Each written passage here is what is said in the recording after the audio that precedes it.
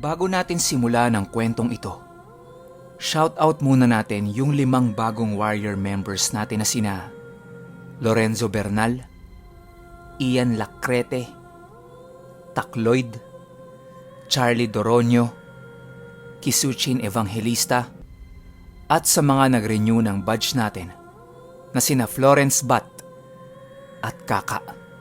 Maraming salamat po sa inyo. At last na, subscribe kayo sa kapatid kong channel na si The 3am Encounters. Magaganda ang kwento dito at super quality din ang narration. Nasa description box yung channel niya. Simulan na natin to. Ang kwentong ito ay hango sa totoong buhay. Solidong karanasan ito ng kilala na ng karamihan sa inyo. Si Johnny. Taong 2011. Batangas.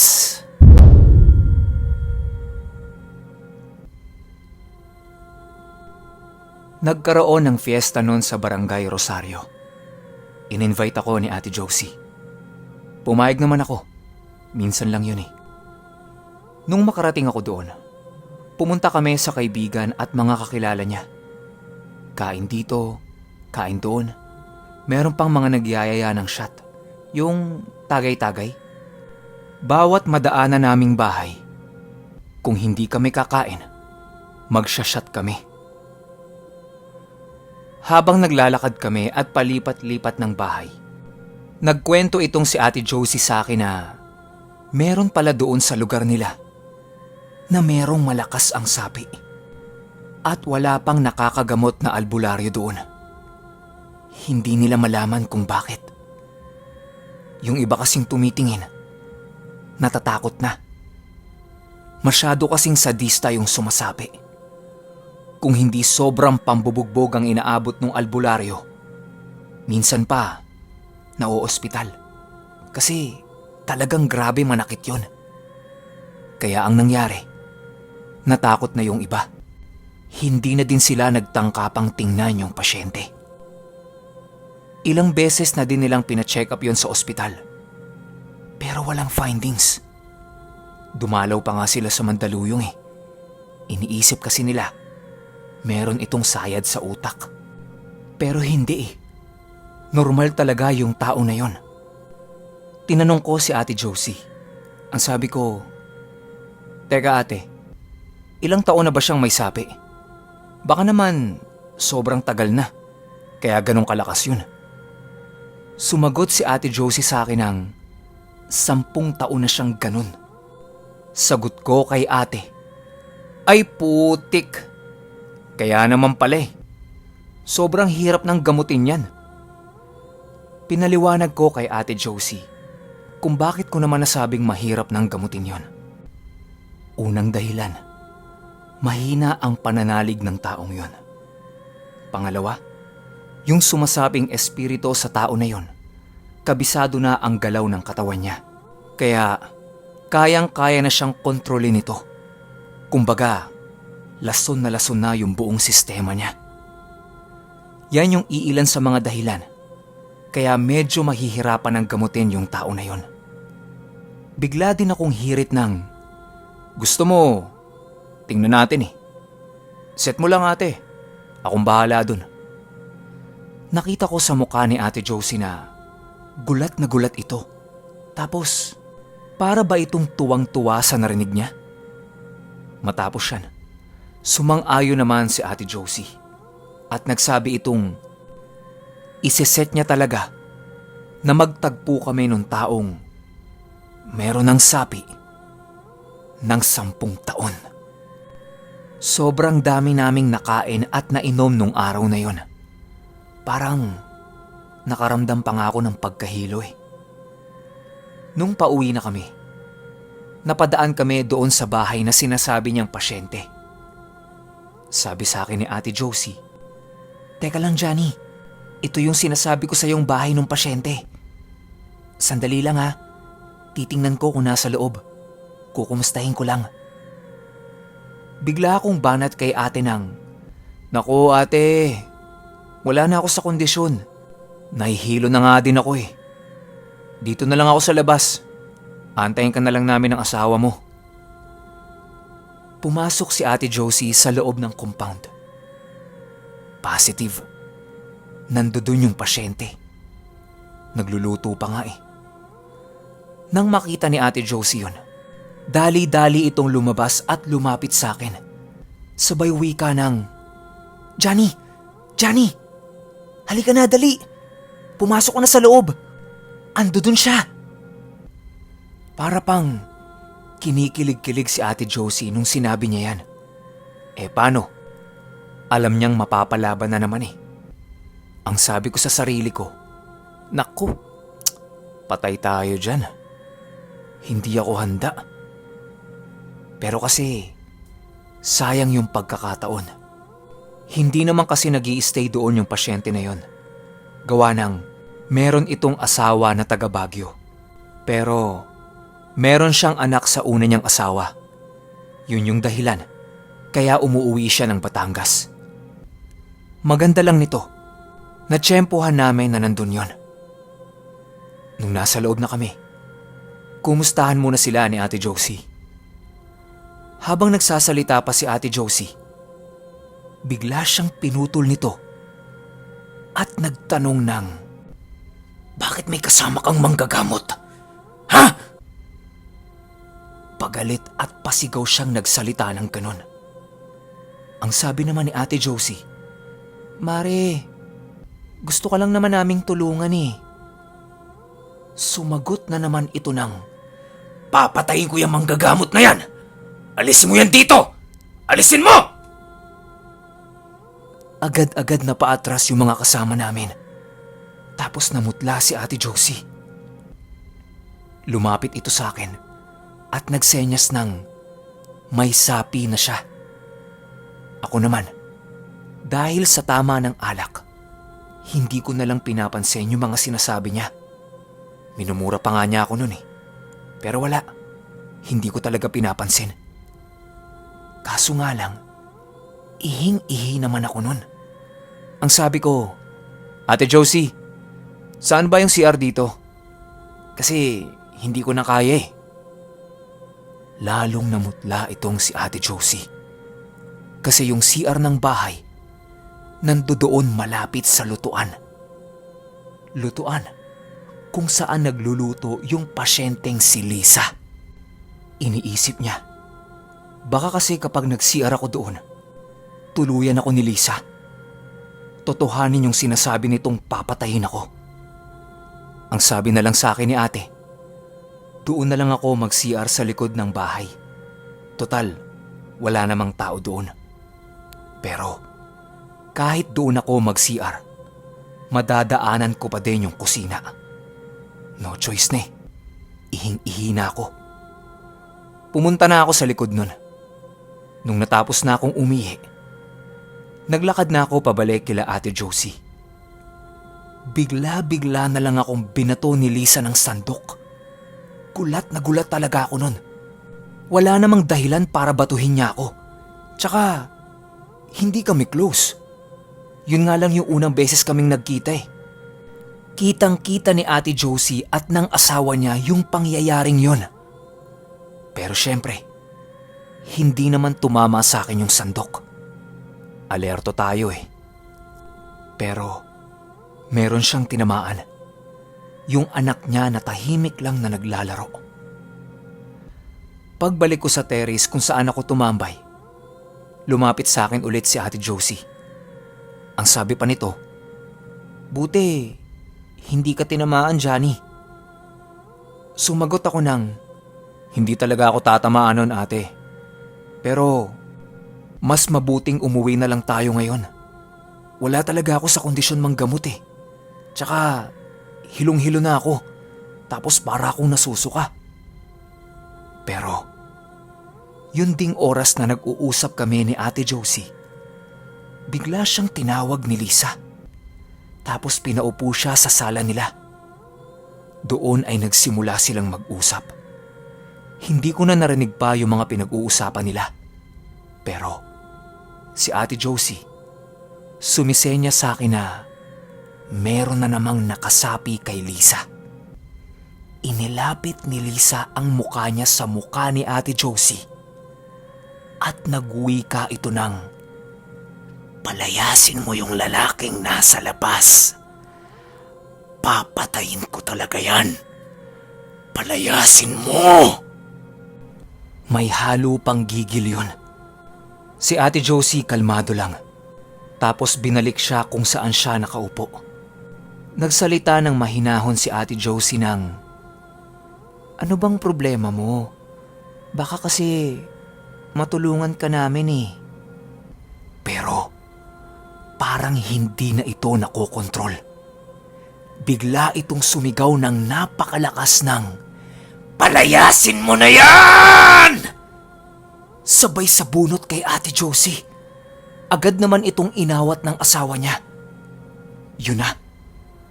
Nung marinig kong nagkakagulo na sila, ang sabi ko sa sarili ko, "Naku naman, hindi pa naman ako handa." "Ama, ikaw na po ang bahala. Alam kong nandyan ka lang at hinding-hindi mo ko pababayaan." Habang naglalakad ako papasok sa bahay nila, ikinakarga ko na ang puder at bakod ko sa katawan ko. Pero sa pagkakataong yon, humiling ako sa pondo ko ng, "Diyos ko, ikaw na po ang bahala sa akin. Gamitin mo ako para mapuksa ang kasamaan na ito." Matapos yan, pinuntahan ko na ang gigil na pasyente. Tinanong ko muna to. Ang sabi ko, "Sino ka ba? Bakit ka ba nanggagambala sa taong yan?" Pero ang hindi niya alam, nag-uusal na ako ng tigalpo sa utak ko. Nung matapos ko yung usalin, inihipan ko ang ulo nito. Ayun, bagsak. Pero sadyang malakas at matibay ito. Agad itong bumangon at nagwala. Buti na lang, nandoon yung asawa ni Ate Josie para pigilan si Lisa. Sa pagkakataong yon, wala nang intro-intro. Ginamit ko na kaagad ang isa sa malalakas ko na karga, ang espada ni San Miguel. Sabay sa kabila ko namang kamay, espada ng atardar. Sabi ko sa isip ko, "Tingnan natin ang tibay mo dito." Pinasadahan ko ng laslas yung magkabilang braso niya para hindi na ito makakilos. Halos manghina na ito at manglambot. Hanggang sa umabot na sa puntong hindi na ito makalaban pa. Maya-maya pa, mahinahon itong nagsalita ng, "Suko na ako. Ayoko na. Ayoko na. Tawa na. Suko na ako." Sinadya ko siyang hindi patayin para makausap ko pa. Marami kasi akong itatanong dito. Isipin niyo na lang, 10 taon siyang namahay sa katawan ni Lisa. Diba? Tinanong ko kung anong uri sila. Sumagot ito sa akin ng, "Duwende. Mga pulang mandirigmang duwende kami. Tama na po ang pahirap." Paliwanag nito. Nung mga panahong dalaga pa itong si Lisa, habang nagwawali siya, tinamaan silang lahat. Bara-bara kasi kung magwalis.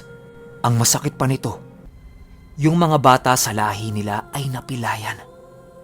Kaya pala mula noon, hindi na nila tinantanan pa yung katawan ni Lisa. Sagot ko dito sa duwendeng pula. Hindi nyo ba alam yung batas ng espiritual? Bawal kayong manakit at mangialam sa buhay ng mga tao. 'Di ba? Maliban na lang kung gabay kayo ng taong yon. Hindi nyo ba yun alam? Ha? Gusto mo bang tawagin ko ang hari ninyo para maparusahan kayong lahat? Ha? Sumagot yung duwende na parang nagmamakaawa pa ng, Wag mo kaming isusumbong. Pangako, hindi na namin siya gagambalain Aalis na kami. Ang sagot ko naman, sige, umalis na kayo dyan. Wag na wag ko lang mababalitaan na babalik kayo. Kasi hindi lang yan ang aabuti mo. Matapos yan, nawala ng malay si Lisa. Tulad pa din ng mga dati kong proseso, pinababalik ko ang espiritu ng pasyente sa katawan niya. Maya-maya pa, nagkaroon na ng malay si Lisa. Medyo blanco pa rin ito. Pero makikita mo sa itsura nito na maaliwalas na. Ibig sabihin, tuluyan na siyang iniwan nung mandirigmang duwending pula. Pero nagulat kaming lahat nung bigla itong tumili. Tumili siya nung tumingin siya sa bandang paahan niya. Para itong may nakitang hindi kaaya-ayang bagay. Tapos nanginginig at takot na takot. Ang sabi ko sa kanya, ano yun? Bakit? May nakikita ka? Tumuro siya sa paahan niya. Pero wala naman kaming nakikita. Iniisip ko kung titigalpuhin ko na ba. Nang bigla itong nagsalita ng, may maliit na tao.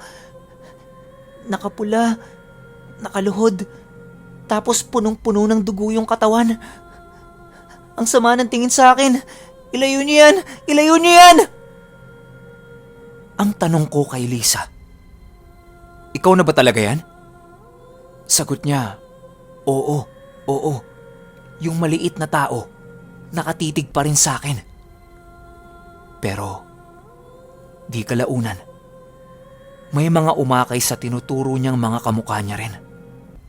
Merong mahahabang sombrero, malalaking tenga, maliliit na mata, mahabang ilong, at lahat yon nakasuot ng kulay pula. Doon na siya nagsimulang kumalma. Naisip ko naman na bukas na naman ang third eye nito. Isasara ko na kaagad. Nung lumapit na ako dito para isara ang third eye niya, bigla naman itong nag-iiyak. Talagang hagulgol. Sa inis ko, dala na din ng pagod tapos nakainom pa. Ang sabi ko, ano na naman? Tapusin na natin. Inaantok na ako eh. Gusto ko nang matulog. Pero, nagpapanggap lang ako niyan. Alam ko kasi sa paligid ko, maraming nakatingin sa amin at nag-aabang na lumabas kami para mapasok nila ang loob ng katawan ni Lisa. Kasalukuyan pa kasing bukas to eh. Open vessel pa siya kumbaga. Biglang tumuro si Lisa sa sulok ng bahay nila habang iyak ng iyak at takot na takot. Ang sabi nito, nakita niya yung kapatid niyang matagal nang patay. Lahat ng mga kasama namin sa bahay nun nagulat sa sinabi niya. Wika pa ng kaluluwa ng kapatid nito. Gusto niyang sumapi sa katawan ni Lisa kasi meron itong gustong sabihin sa pamilya niya. Ang nasa isip ko nun, sabi ko na tama ako ng kutob. Meron pang gustong pumasok. Hindi na ako nagdalawang isip at pinapasok ko na yung kaluluwa ng kapatid niya. At ayun nga, nawala ng malay si Lisa at umunat ang mga kamay at paa nito.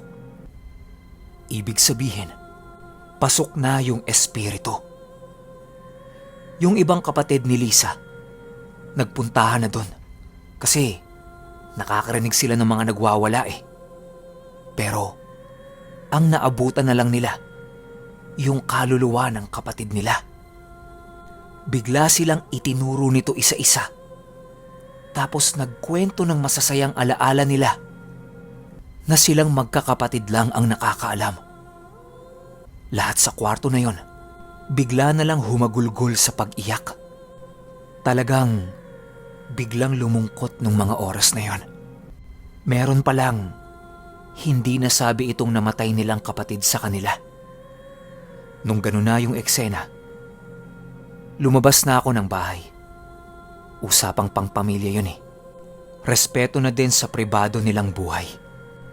Pumuesto ako sa terrace para makasandal at makapikit. Antok na talaga ako eh. Nakapikit lang ako nun, pero gising yung diwa ko. Bigla namang pinatawag nung patay nilang kapatid yung mga magulang niya. Hindi naman makakaharap yung mga yon. Gawa ng may mga sakit sa puso eh. Baka mamaya atakihin pa. Pero yung nanay nila, gustong-gustong humarap at makipag-usap. Ayun na nga. Nung nandun na si nanay, nag-uusap sila habang nag-iiyakan. Kalmado naman lahat. Nung nasabi na niya ang lahat ng gusto niyang sabihin, umalis na ito sa katawan ni Lisa. Agad-agad pinuntahan ako ni Ate Josie at ginising. Kasi wala na dun yung nakasaping kapatid. Tapos bagsak na naman yung katawan ni Lisa sa lapag. Pagkabalik ko sa espiritu ni Lisa, sinarado ko na ang puyo nito. Gaya din ang ginagawa ko sa iba pang pasyente ko. Lalo pa ngayon, bukas na ang third eye niya. Mahirap na. Tinanong namin siya kung ano yung mga naramdaman niya nung mga oras na wala siya sa katawan niya. Ang sagot nito, nakalutang lang siya sa katawan niya tapos nakikita niya kaming lahat. Wala siyang naririnig na boses. Tapos hindi siya makaalis sa isang pwesto. Yun lang yung naaalala niya. Matapos ang konting tanungan, nagdasal ako ng pangbakod at pangselyo ng katawan niya para wala nang makalapit pa dito na kahit anong uri ng espiritu o elemento. Pero pansamantala lang yun. Kailangan pa rin niyang magdasal at manalig sa ating Ama. Nung nakauwi na kami sa bahay nila Ate Josie, gustong-gusto ko nang matulog pero parang nag-iinit yung katawan ko nun. Hindi ko alam kung lagnat ba o kung ano. Maya-maya pa, bigla naman akong sinundo ni Tupper. Hirit pa nito, meron siyang pasyente. Buong araw na silang tumutulong doon. Una, dinala na sa doktor. Pero walang findings. Nakatatlong doktor na sila. Pero wala talagang makita. May mga manggagamot na ding tumingin. Negative din. Sa isip-isip ko, aba, mukhang magaling yun magtago ah. Kahit antok na antok ako noon at gusto ko nang matulog, bumangon ako. Wala eh, tungkulin ko to. Sumama na ako kahit medyo may kalayuan yung pupuntahan namin. Parang nasa paanan pa ata ng bundok yun. Nung makarating kami sa bahay, nakita kong nakahiga lang to. Matanda na. Sinimulan ko na siyang gamutin.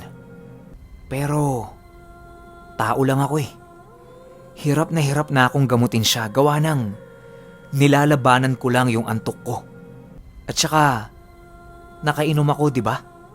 Ang sakit sa ulo nun. Sabayan pa ng wala din ako madetect sa katawan niya. Ang sabi ko na lang kay Tupper, wala Tupper, nahihirapan talaga ako mag-focus. Babalikan ko na lang tong si tatay. Matapos siyan ay umuwi na lang kami. Makalipas ang 1 linggo, wala pa ring pinagbago doon sa pasyente. Hirap na ito at tila ba parang mamamatay na dahil sa kalagayan niya. Kaya naman agad-agad akong bumalik.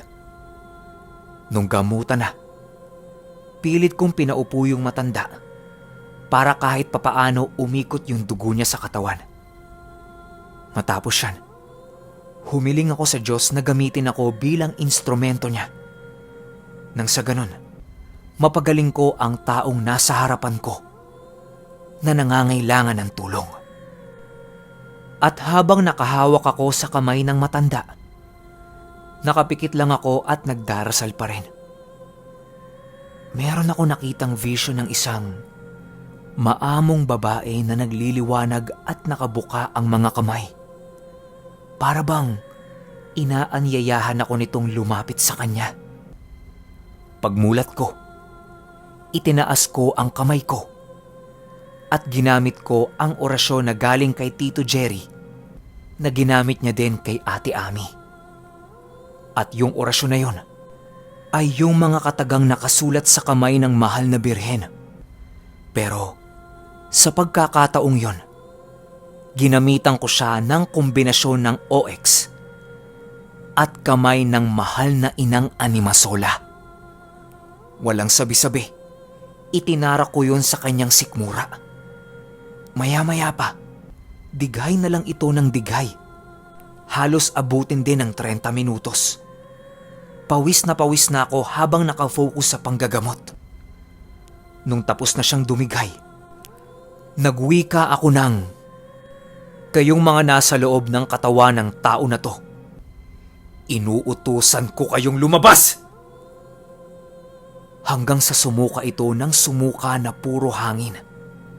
Nung nakita kong ganon, inalis ko na yung kamay ko sa sikmura niya. Tumigil yun sa pagsusuka. Tapos, umaliwalas na lang yung mukha niya bigla. At ngumiti sa akin. Ang sabi ng matanda, guminhawa ang pakiramdam niya. Tapos, wala siyang ibang maalala kundi yung panay dighay at suka niya ng hangin. Yun lang yung naaalala niya. Nagtaka si Tuper at pabulong nitong banat sa akin na, "Hoy, mukhang hindi mo pa natuturo sa akin yan ah." Sabay tawa. Sagot ko naman sa kanya, "Paano ko naman ituturo sa iyo yan? Kulang ka sa pananalig. Kailangan mo magtiwala sa mga gamit mo. Lalong-lalo na sa lumikha."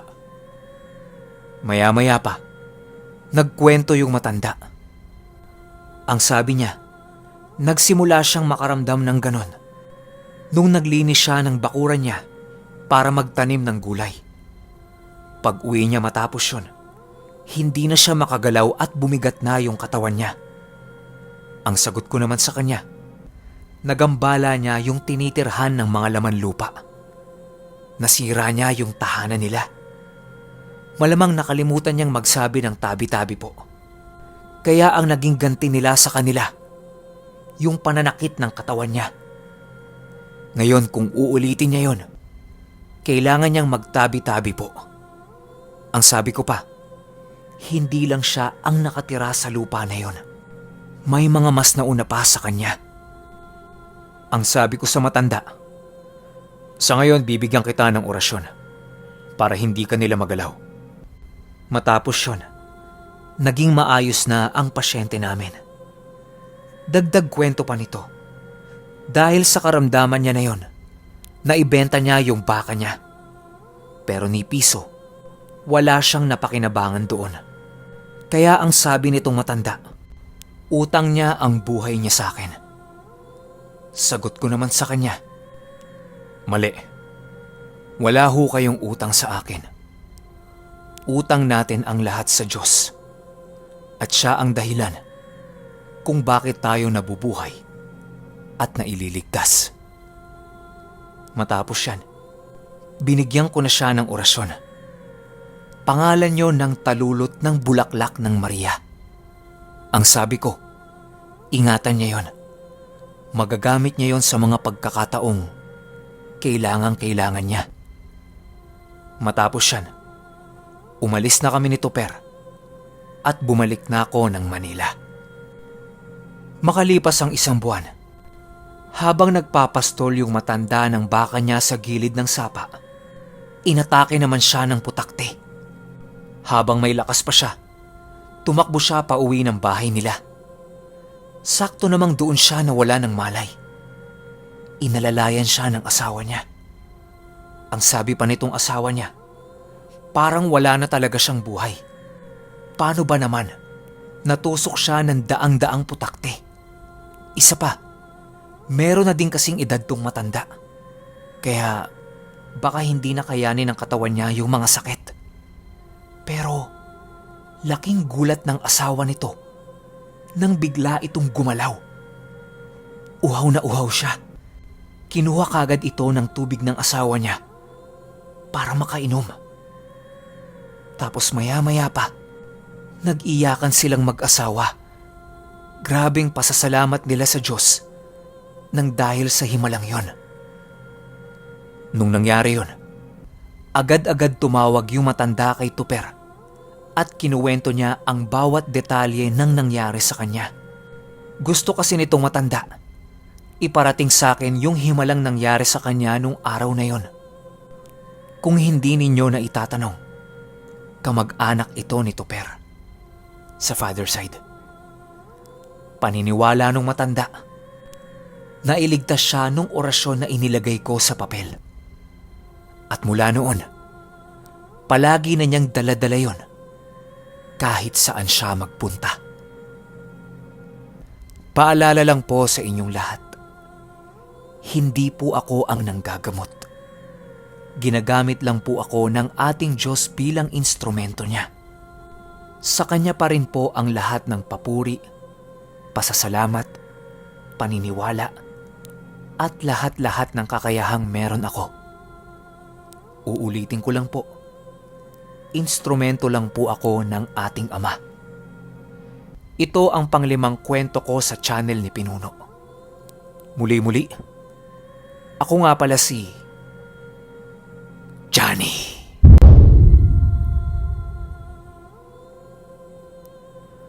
Okay, opinyon ko sa kwento. Ang haba ulit. Yun lang, hanggang sa susunod na kwento. Salamat.